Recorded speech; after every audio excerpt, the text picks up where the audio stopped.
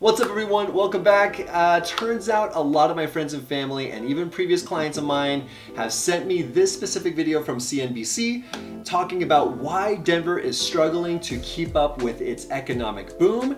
You know me, I love Denver and it holds a near and dear place in my heart, and I feel like with such a catchy or maybe even clickbaity title like that, it attracts a lot of eyes. It draws a lot of clicks and people will want to watch this video, and they sent it over to me in hopes that I will react accordingly to it. So what I'm going to be doing is watch the video in real time and react to whatever facts, opinions, what people are saying on the video, and provide my insight, my opinions, and especially as a real estate agent, and my opinion on what I'm seeing on the market as well. So hopefully you like a video like this, and if it is something that you guys want to see more of, please like and subscribe and comment down below if you want to see more videos like this, reaction videos and my opinion on things like that.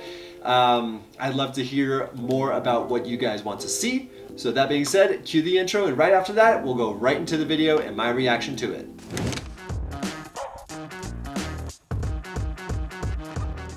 All right guys, let's cue the video and I'll be watching it as you guys are watching it. So let's go.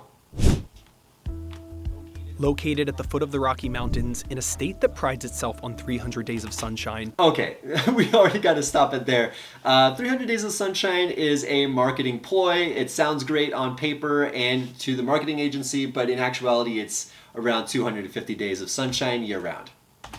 It's easy to see the appeal of the mile-high city. It is vibrant, it is diverse, it's entrepreneurial, and I think it's going to be a leading figure in the United States economy for decades to come. I'm glad he said entrepreneurial, and starting a small business here is very easy in the Denver market. Denver just loves supporting these small businesses, and you definitely see it within the farmers markets. So just wanted to point that out real quick. From 2010 to 2020, more than 115,000 people moved to Denver. That's about a 20% increase. But housing these new residents has proved increasingly difficult.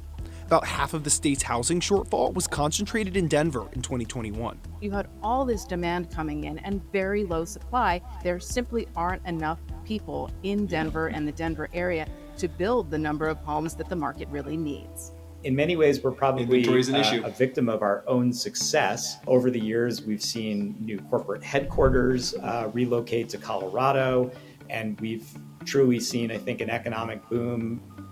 But while the area is going through a boom, there are about 2 jobs for every individual looking for work. It's been estimated that the labor shortage and skills mismatch cost the state around $40 billion in GDP loss annually. You're going to see a lot of value creation, jobs, technology, revolutionizing everything from consumer tech to medical to cybersecurity over here in the next decade. And Colorado is the epicenter of that. But will the state of Colorado and the city of Denver be able to keep up? Voted as one of the best cities in the U.S. to live and visit, and home to one of the country's hottest music scenes, Denver has put its mark on the map. Colorado is no stranger to different waves of migration into the state, starting in the 70s, people from the coast coming to the state of Colorado for a different including way of myself. life. I'm from San Diego. Denver is now home to thriving technology sectors. Of the 50 largest metro areas, the region ranked first in absolute aerospace employment. Yeah, not surprising since there is a massive Air Force base over at Buckley, just east of Aurora.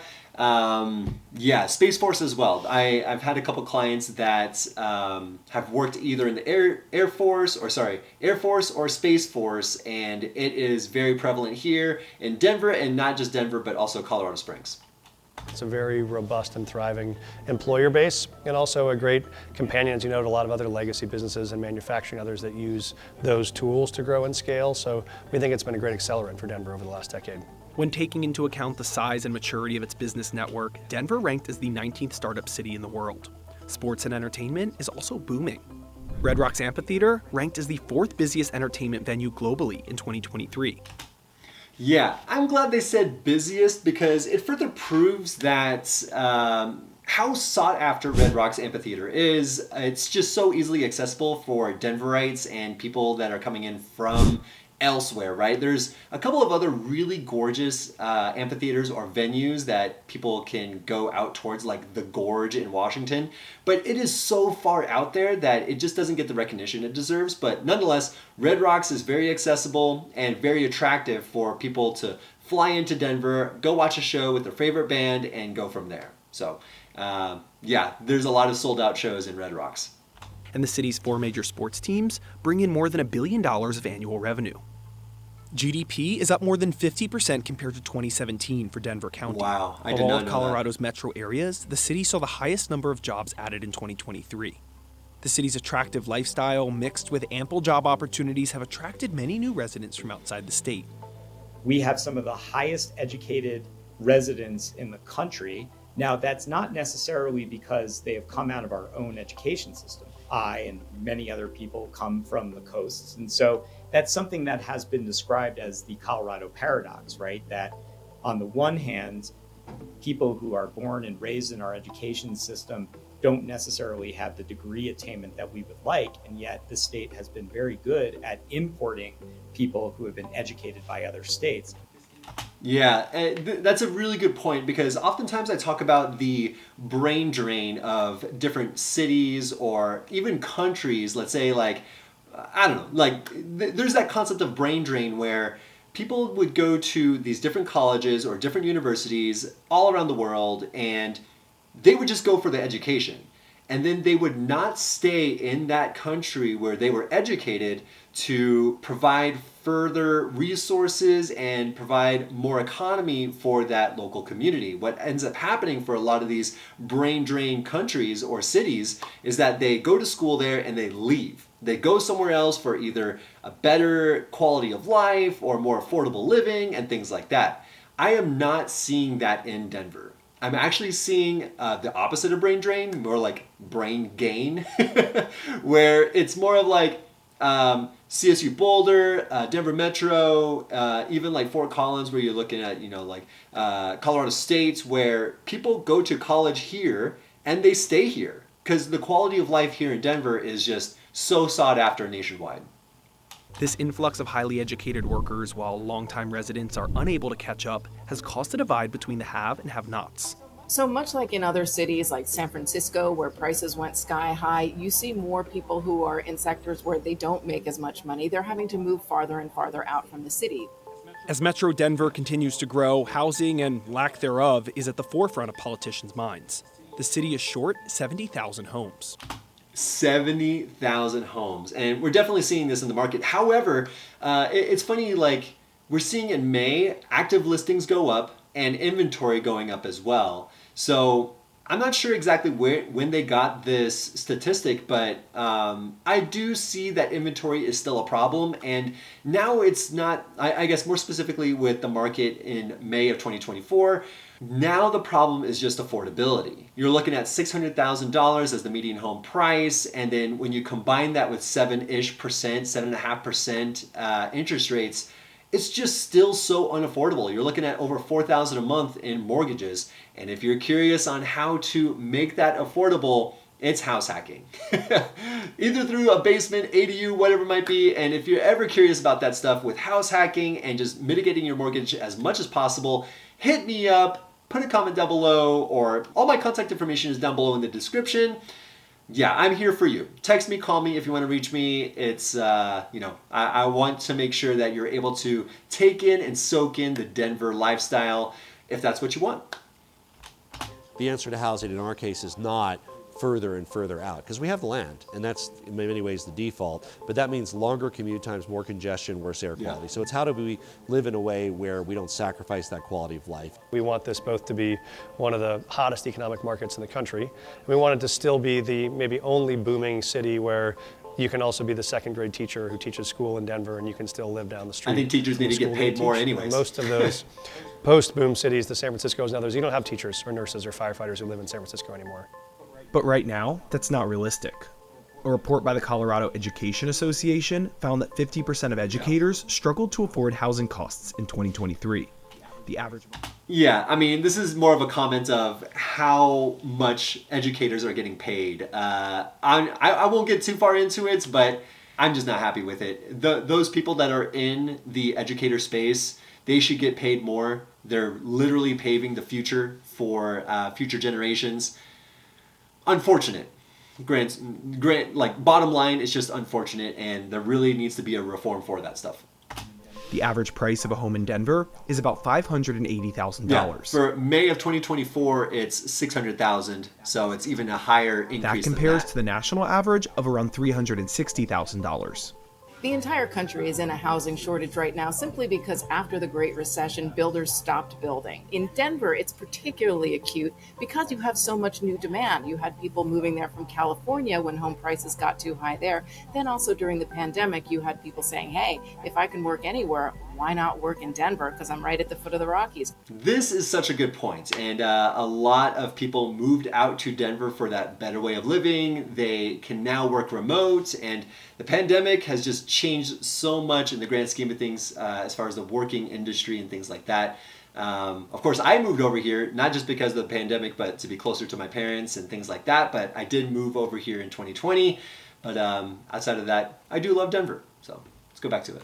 In 2023, it was estimated that Colorado would need 220,000 construction workers by 2027, an increase of 40,000 from its total of about 180,000. That's off to a rocky start, as 2,400 construction workers were lost in the past year. To incentivize more people to high-demand fields like construction, the state has passed bills offering scholarships to recent high school graduates. That's awesome. I am completely down for this because we need more blue-collar workers. Sure, college can be important depending on what kind of field you're getting into, what industry you're getting into, but nonetheless, we do need more skilled labor out there, and unfortunately, there's a deficit, and I'm glad that Colorado is putting out something like this. The whole idea is to get more lower priced housing into the market, whether it's tax incentives or incentives for the builders. It's not for the high end of the market, to be sure. It's to get more affordable housing into the Denver market, because right now it just doesn't exist. We do need more affordable housing. Colorado had 200,000 job openings and about 114,000 unemployed individuals in February of 2024. That's nearly 2 jobs for every 1 person looking for work. Is a little misleading, and I think the issue is ultimately comes down to a mismatch. Just because a job is available doesn't mean someone is necessarily trained and ready to go for that occupation. That's the Colorado paradox Wasserman was speaking about earlier. The city and the state as a whole is experiencing robust growth with plenty of jobs available. But many born and raised in the state don't have the credentials to compete for those jobs that require a higher education. Let's talk about the Bell Coloradans, Policy the Institute locals. says that the Denver metro area labor challenges are reasonably representative of what's happening statewide. Ultimately, the city faces a stark dilemma.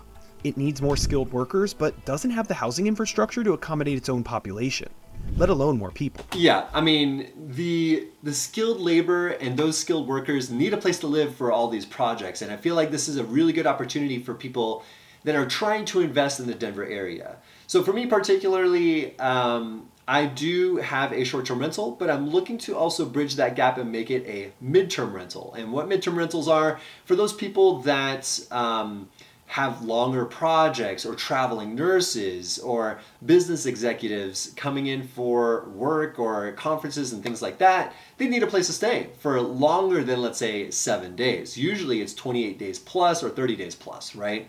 So that's where the midterm rental strategy would come in. I'm looking to cater more towards those construction workers and people that are working on those longer term projects. So just thought that was an interesting point, especially when you're trying to find a way to invest more into the Denver area. So let's get back to it. Simultaneously, Denver is dealing with an influx of migrants. There is rather an overwhelming homeless population in Denver, which is a blight on the city. A lot of it has to do with migrant workers who have come in, and just to be sure, a big drug problem in Denver, and that's caused a lot of homelessness. What the city is trying to do is to solve that temporarily, at least, by building some tiny homes or trying to house them in other places. It's not interesting tactic, right? These tiny homes. I don't know how I really feel about that. 2023. And the mayor estimates that the city will need $100 million in 2024 to pay for their housing, schooling, healthcare, and other services. Actually, what's interesting too is these migrants and a lot of people that have these bigger families but can't afford to, let's say, buy a house. Colorado just passed a bill where the local jurisdictions can't restrict the amount of people that are unrelated living under one roof, which, take that as you will, but I think it's a big win for people that just can't afford it and want to live all in one spot with their families, kids, aunts and uncles, whatever it might be.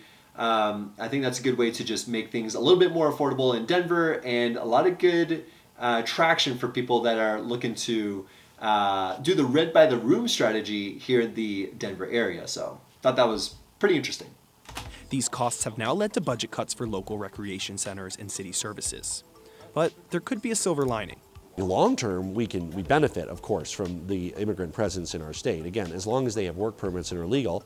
The vacancies in our labor economy, right? So the top three are healthcare, information technology, and food service right now. So not just anybody can work in any job. And so there are obviously language barriers, education and workforce barriers. And so, there's no question that in this labor shortage, there are certainly opportunities for some of these migrants to work in these positions. However, the timeline to obtain a work permit is lengthy, and the associated costs can be prohibitive. Wow. And I will get calls from CEOs every day who say to me, Mike, I saw you had 100 more migrants arrive today. I got 100 open jobs. Can I please hire them? And the frustrating part is we got folks here who want to work. We got employers who want to hire them. We have a federal government standing in the way to say that they can't go to work for folks that want to hire them. And that is, for us, the most frustrating part of the crisis. Again, the federal government is getting their hands into things where they really shouldn't be. Really unfortunate. It's people want to work. I feel like there's more to this than the tip of the iceberg from what we're seeing based on this and based on the interviews, but it's a common story, right? Where the federal government is sticking its hands in things where it shouldn't, and it's just very annoying, especially when it's very state specific. In 2012, Colorado legalized the sale and use of marijuana. Sales have added $15 billion to the state's economy with about $2.7 billion in tax revenue. Those dollars could help fund future housing development. Yeah, and cannabis is still not federally delisted. I believe that's the proper term for it. So again, the federal government still getting its hands into things it shouldn't. The sales tax in Denver funds things like affordable housing.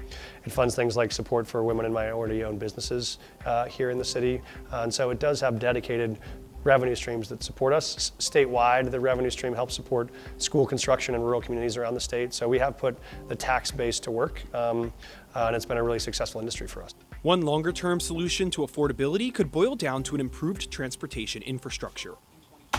Improved transportation infrastructure. I guess word to the wise for people that are new to the Denver city, the public transportation is okay at best. For those that are living more in the suburb areas, you definitely need a car. I think there are only select neighborhoods that allow or can provide access for public transportation easily so that you don't have to have a car and things like that. But yeah, for those new to the area, the public transportation is okay at best, at least right now.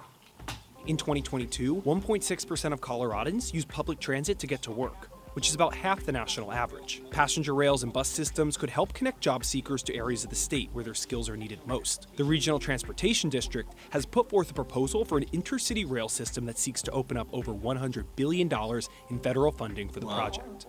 There are affordable places to live in Colorado, and if we can equalize some of those costs by improving transportation between communities, I think we can overcome some of the labor shortage that people are grappling with. Yeah, it's nice in theory. I will believe it when I see it. But now, after a decade of immense population growth, the relocation trend is beginning to plateau. Redfin.com ranked Denver as number 9 in its list of metro areas where home searchers are looking to leave. U.S. Census data from 2020 put the population at about 715,000. While the census is only officially done every 10 years, government estimates show stagnating population growth over the past couple of years.